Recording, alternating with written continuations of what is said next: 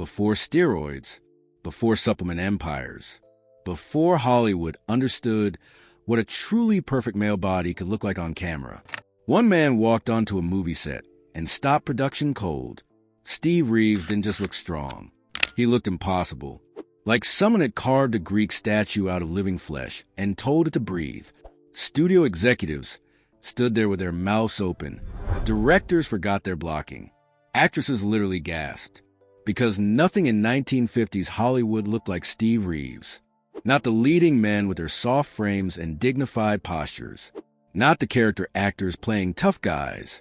Not even the professional strongmen who occasionally showed up for circus scenes. Reeves was something else entirely. And here's what made it stranger.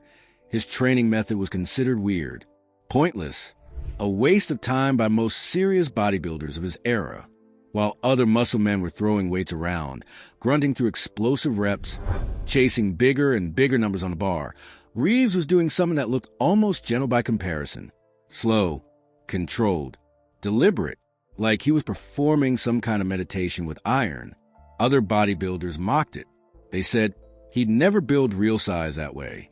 They said he was training like a ballet dancer, not a strong man. They told him to lift heavier, move faster, stop wasting time on perfect form. But Reeves ignored them all, because he wasn't training to impress other bodybuilders. He was training to build something Hollywood had never seen before, a physique so perfectly proportioned, so aesthetically complete, that it would change the entire film industry's understanding of what the male body could be.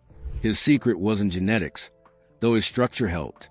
It wasn't studio lighting or camera tricks.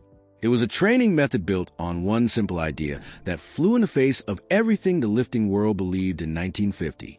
Reeves discovered that the slower you moved, the harder you controlled every inch of every rep, the more completely you kept tension on the muscle from start to finish without ever releasing it, the more your body transformed into something that looked less like a weightlifter and more like classical sculpture. This is a story of how Steve Reeves' weird training tricks shocked Hollywood, changed bodybuilding forever, and created a blueprint for the perfect physique that still hasn't been topped 70 years later. The Hollywood problem. No one looked like Hercules yet. In 1950s Hollywood, leading men looked like leading men. Cary Grant, James Stewart, Clark Gable. Handsome, dignified, well-dressed. They had presence, charisma, star quality. What they didn't have was muscle. Not real muscle. Not the kind of development that made you believe they could actually lift a chariot or fight a lion or throw a boulder through a castle wall. The studios had a problem. They were making sword and sandal pictures, biblical epics, mythological adventures, stories about Hercules, Samson, warriors, and gladiators. And they were casting these roles with regular actors who looked great in a toga but couldn't convince anyone they'd survive an actual battle. The costumes did most of the work. Clever camera angles, strategic lighting, maybe some padding under the armor. When they needed someone who actually looked strong, they'd occasionally hire professional strongmen or bodybuilders for background roles. Muscle men who could flex and pose but couldn't act. So they'd stand in the background looking impressive while the real actors delivered the lines. It was a compromise everyone accepted because nobody thought you could have both. Nobody thought one man could look like a legitimate strongman and also carry a movie. Then Steve Reeves showed up, and the compromise ended. When Reeves walked into casting offices in the late 1940s, he created a problem nobody knew how to solve. He was too muscular to be a regular leading man, too handsome and well-proportioned to be dismissed as just another bodybuilder, too charismatic to hide in the background. Producers literally didn't know what to do with him. He didn't fit any existing category. His body was shocking because it looked complete. Other bodybuilders of that era had impressive arms or thick chests, but something always looked off. Either their waists were thick, or their proportions were imbalanced, or they had that bulky, lumbering quality that made them look more like strongmen than heroes. Reeves looked like what people imagined when they read ancient Greek myths. Shoulders that swept wide, a waist that tapered impossibly tight, arms, calves, and neck that all measured the same. Every muscle group flowing into the necks with perfect symmetry. Hollywood had never seen anything like it, And they had no idea that the secret behind that look was something most experts at the time considered completely backwards. The weird trick. Ultra-strict form plus slow negatives plus constant tension. Here's what Steve Reeves did that made other bodybuilders think he was wasting his time. While they were loading up barbells with maximum weight and heaving them up with explosive power, using momentum and body English to move serious poundage, Reeves was in the corner doing something that looked almost boring by comparison. He moved slowly. So slowly it looked like he was performing underwater. His technique had 3 parts that worked together to create something nobody else in the gym was getting. First, ultra-strict form. No swinging, no cheating, no using momentum to help the weight move. Every rep started from a position of perfect posture and moved through a complete range of motion with textbook technique. If his form started to break down even slightly, he'd stop the set. Most bodybuilders saw this as weakness. Reeves saw it as the entire point. Second, slow negatives. This was a truly weird part. While most lifters just let the weight drop back down after the hard work of lifting it up, Reeves would take 3 to 4 full seconds to lower every rep, fighting gravity the entire way, resisting the weight's natural desire to fall, keeping maximum tension on the muscle during the part of rep that most people treated as rest. Third, constant tension.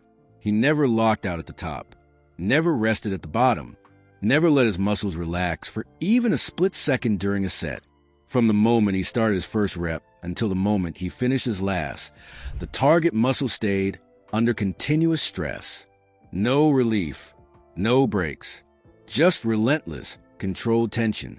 Other bodybuilders watched him train and thought he was afraid of heavy weight.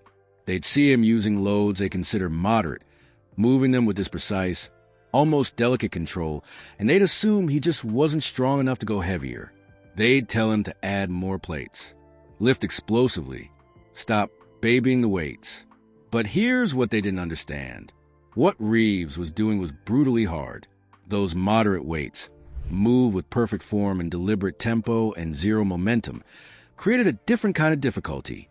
Not the difficulty of grinding out an ugly 1-rep max. The difficulty of keeping a muscle under maximal tension for 60 to 70 seconds straight without any relief. The kind of burn that made you want to quit halfway through the set because your muscles were screaming. Reeves had discovered something that wouldn't have a scientific name until decades later: time under tension. The total amount of time a muscle spends working during a set matters more than the absolute load. A lighter weight moved slowly, with perfect control and no rest, could trigger more muscle growth than a heavier weight jerked up and dropped down quickly. But in 1950, nobody was talking about time under tension. They were talking about how much weight you could lift. And by that standard, Reeves' method looked weak. It looked weird. It looked like he was training wrong, until people saw what it did to his body. Then they stopped laughing. How Reeves used time under tension before anyone had a name for it. The science of muscle growth in the 1940s and 50s was basically non-existent. Bodybuilders trained by instinct, tradition, and trial and error. The guys who got big shared what worked for them, and everyone else copied it. There were no exercise physiology labs studying time under tension, no peer-reviewed papers on eccentric training, no YouTube videos breaking down optimal rep tempo. Steve Reeves was figuring it out in real time, in the gym, just by paying attention to what his body responded to. He noticed something other bodybuilders weren't seeing. When he lifted heavy weight explosively, using momentum and body English to heave it up, his muscles got stronger, but they didn't look better. They got denser, thicker, more powerful. But the shape didn't improve. The lines didn't sharpen. The proportions didn't balance out. When he switched to lighter weights and slowed everything down, forcing his muscles to control every millimeter of every rep, something different happened. His muscles started looking rounder, fuller, more three-dimensional, like they were inflating from the inside. The peak of his bicep got higher. His deltoids took on that perfect cannonball shape. His chest developed distinct striations and that classic square outline. What he was doing, without knowing the technical term for it, was maximizing time under tension.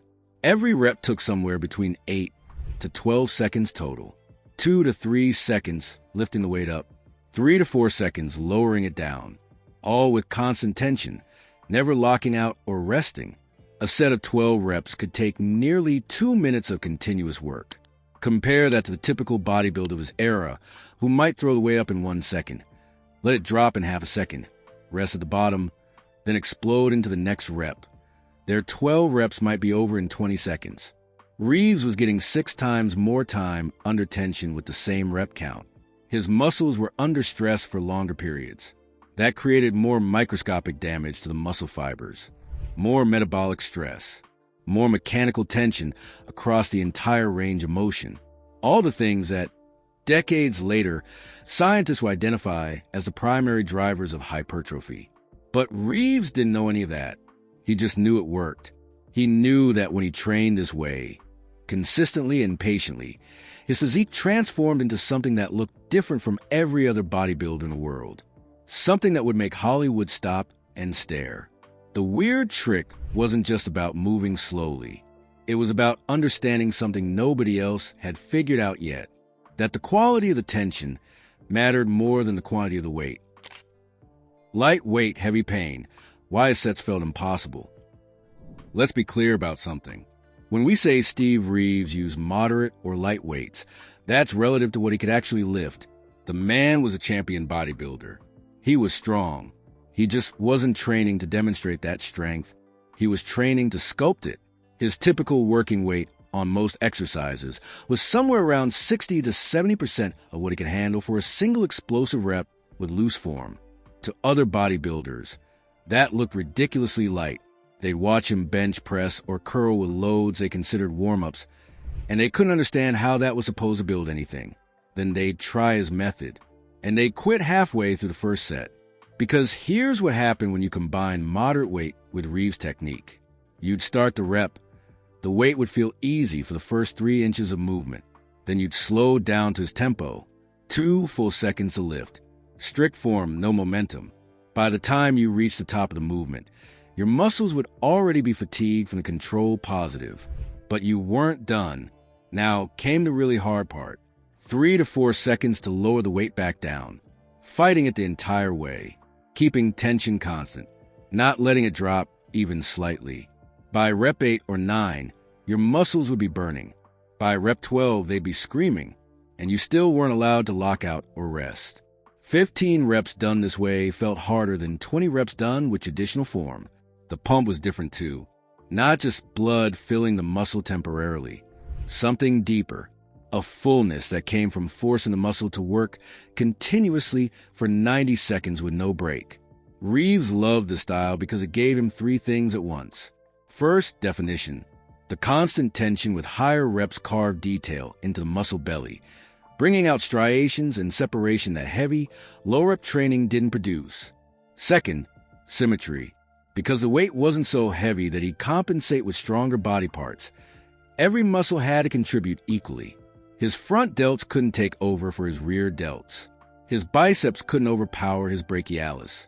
Third, and maybe most important, it let him train frequently without destroying his joints. Heaving maximum weights puts enormous stress on tendons, ligaments, connective tissue. Reeves trained 3 times per week, full body every session. That kind of frequency with maximum loads would have wrecked him. But with controlled tension work in the 12 to 15 rep range, his joints stayed healthy while his muscles got the stimulus they needed. Other bodybuilders chase 1 rep maxes and personal records. Reeves chased the perfect set. And the perfect set in his world was one where every rep looked identical to the first, where tension never broke, where the muscle failed from accumulated fatigue rather than one explosive effort. That was the weird trick in action, making moderate weight feel impossible by never giving the muscle a moment to recover during the set. The golden ratio physique, Reeves' obsession with symmetry. Steve Reeves didn't just want to be big. He wanted to be perfect. And perfect, to him, meant mathematical precision. He became obsessed with proportions in a way that no bodybuilder before him had ever approached the sport. He measured everything, constantly, and he built his entire training philosophy around maintaining specific ratios between body parts. His contest statistics told the story of that obsession.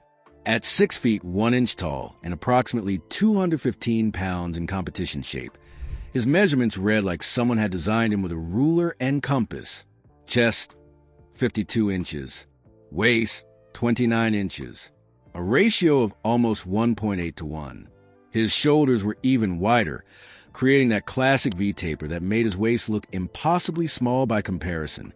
But here's where it gets really specific. His arms measured 18.5 inches. His calves measured 18.5 inches. His neck measured 18 inches. Not by accident, by design. Reeves believed that those three measurements should match or stay within a half inch of each other for the ideal aesthetic. If his arms grew to 19 inches but his calves stayed at 18, he'd actually back off arm training and focus more on calves until they evened out. His thighs measured 26 inches. Massive, but not so massive that they threw off the line from shoulder to knee. Everything had to flow. Everything had to balance. He'd study himself in the mirror, and if anything looked even slightly overdeveloped relative to the rest of his physique, he'd adjust his training immediately. This is where his weird training trick became essential, because building was slow, controlled. Perfect form reps made every muscle grow evenly. When you lift with momentum and cheating, your strong points take over. Your dominant side compensates for your weak side. Your favorite muscle groups get more stimulus than the ones you struggle with. The result is imbalanced development. Reeves' method didn't allow that. Every rep was strict. Every muscle had to contribute exactly as intended. His left side couldn't help his right side. His anterior delts couldn't steal work from his lateral delts. Everything got trained in isolation with precision at the exact volume needed to maintain his target proportions. He'd measure himself every 2 weeks. Arms, chest, waist, thighs, calves, neck. If something was growing too fast, he'd cut back volume on that body part.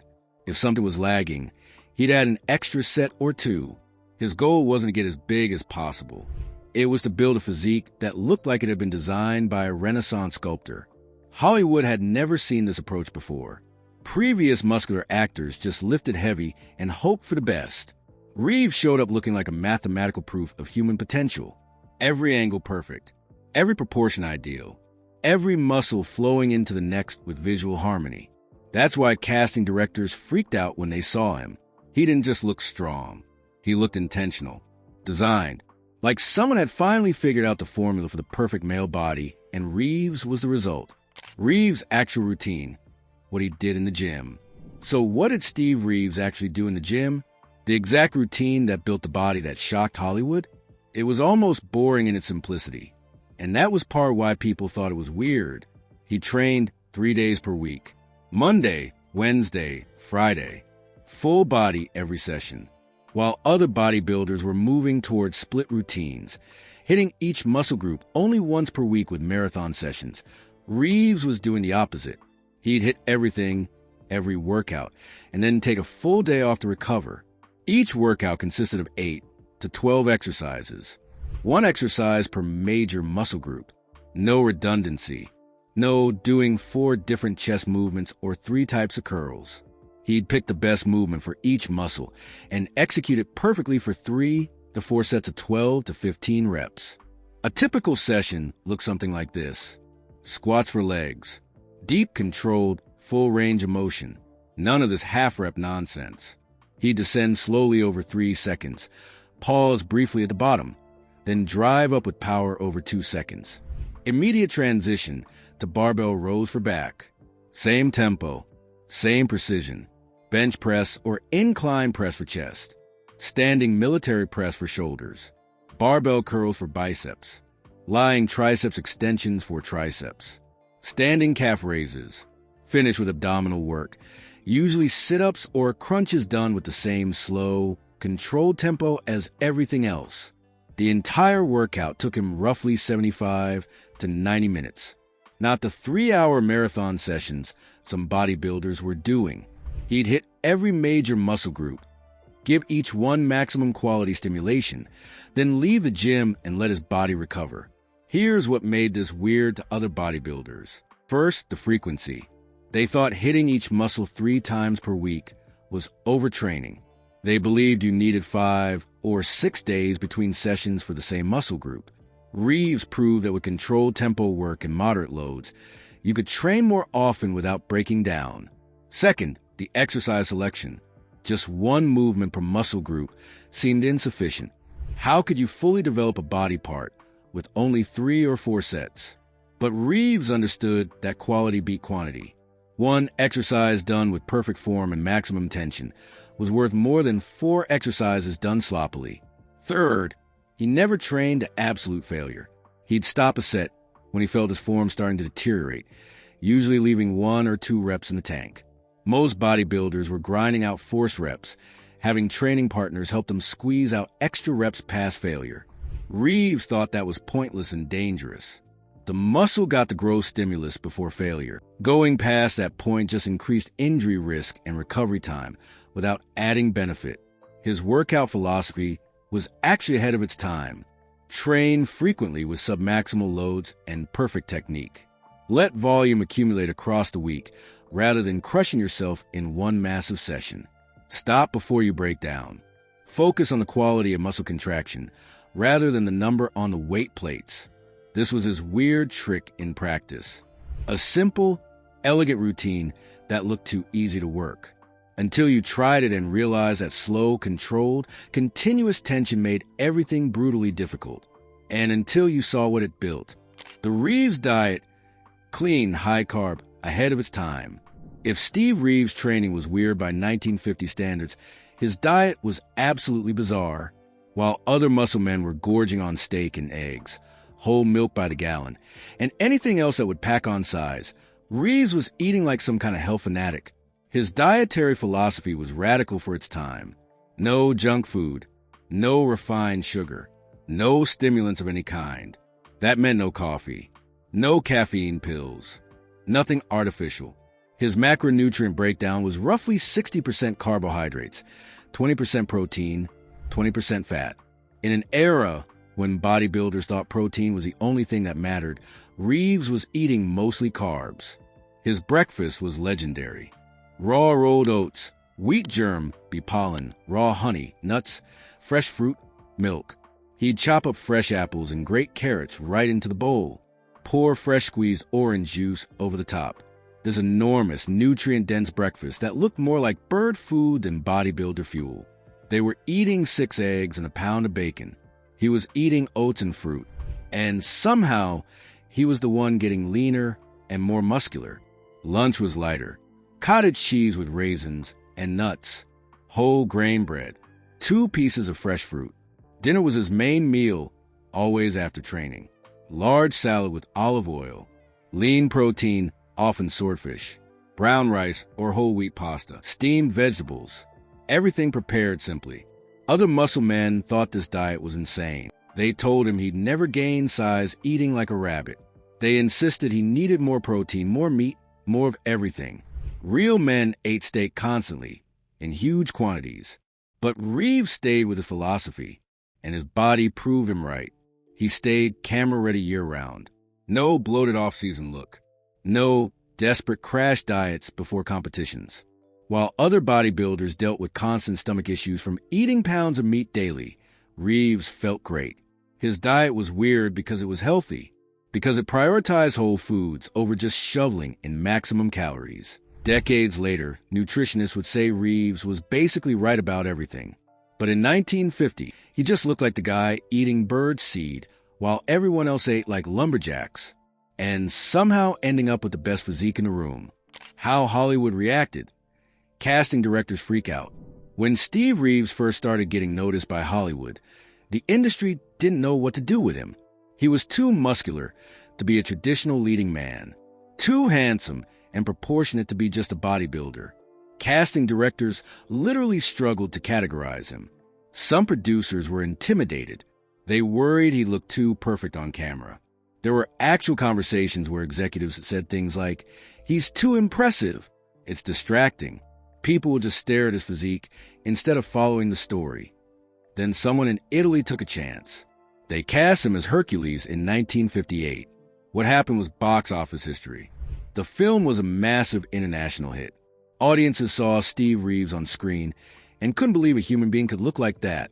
Word of mouth exploded. Suddenly, Hollywood understood. This wasn't a problem. This was a new category. The sword and sandal genre exploded overnight. Producers scrambled to make more mythological epics. Every studio wanted their own Hercules, but they had a problem. There was only one Steve Reeves. They tried casting other bodybuilders, but none of them had Reeves' proportions. They looked bulky, powerful, but not aesthetic. Not like living statues. Male actors who'd never thought about their physiques suddenly felt pressure. Studios started hiring trainers, putting actors on fitness programs, trying to get them closer to that new standard Reeves had established. Directors who worked with Reeves told stories about how filming would stop when he took his shirt off. Even crew members who'd seen him dozens of times would just stare. His physique created this magnetic pull that distracted everyone on set. The weird trick had worked beyond his wildest expectations. His slow, controlled, symmetry-focused training had built a body that changed Hollywood's understanding of what a male action star could look like. Before Reeves, heroes were tough guys who looked like they could take a punch. After Reeves, heroes needed to look like gods. And the really crazy part? He'd done it all naturally. No drugs, no steroids, just his weird training method, his clean diet, and his obsession with perfect proportions. Hollywood had discovered that the ideal male physique was built with patience, precision, and a training philosophy most experts thought was backwards. Legacy. Why his weird trick still works today. 70 years later, Steve Reeves' training method is having a renaissance. Modern trainers and fitness YouTubers are discovering what he knew in 1950. That tempo training, controlled eccentrics, constant tension, and perfect form produce a specific type of physique that pure strength training or bodybuilding splits can't create. The classic physique division in modern bodybuilding exists largely because of Reeves. Competitors are judged on proportions, symmetry, and aesthetic flow rather than just maximum size. They're chasing the same look Reeves built. The judges literally use his measurements as the ideal standard. The science has finally caught up. Exercise physiologists now understand that time under tension is one of the primary drivers of hypertrophy, that eccentric training produces more muscle damage and growth stimulus. That constant tension creates metabolic stress that triggers adaptation. All the things Reeves built his method around are now backed by peer-reviewed research. Professional natural bodybuilders study his methods because he proved what achievable without pharmaceutical enhancement. His physique gives natural lifters a realistic goal, not the freakish size of modern mass monsters, but the perfect proportions that actually look good. His weird trick wasn't weird at all. It was ahead of its time by half a century. The body he created in the 1940s and 50s is still considered the ideal male physique today. Not the biggest, not the strongest, but the most aesthetically perfect. 7 decades later, nobody's improved on what he built. Steve Reeves walked into Hollywood with a physique that shouldn't have been possible. He built it with a method that other bodybuilders mocked. Slow reps, perfect form, constant tension, a training philosophy that looked weak to everyone who didn't understand what it was actually doing. His weird trick changed bodybuilding forever. It created the blueprint for aesthetic development that every natural lifter still chases today. Hollywood has never topped what Reeves brought to the screen. They've cast bigger actors, more shredded actors, actors with more pharmaceutical assistance. But nobody's looked better. His training method turned out to be exactly right. Slow down, control every rep, keep constant tension, focus on symmetry over size. Those principles built the most influential physique in Hollywood history, and they still work today. Steve Reeves proved you don't need to lift the heaviest weights or take drugs or follow extreme protocols to build an incredible body. You need patience, precision, intelligence, and the discipline to ignore what everyone else is doing when you know there's a better way. The weird trick that shocked Hollywood, the method that seemed backwards, the training philosophy that built the most timeless physique in film history, all from one man who understood something nobody else did. That slower was better. That control beat chaos. That perfect form could create something that looked less like a weightlifter and more like a work of art.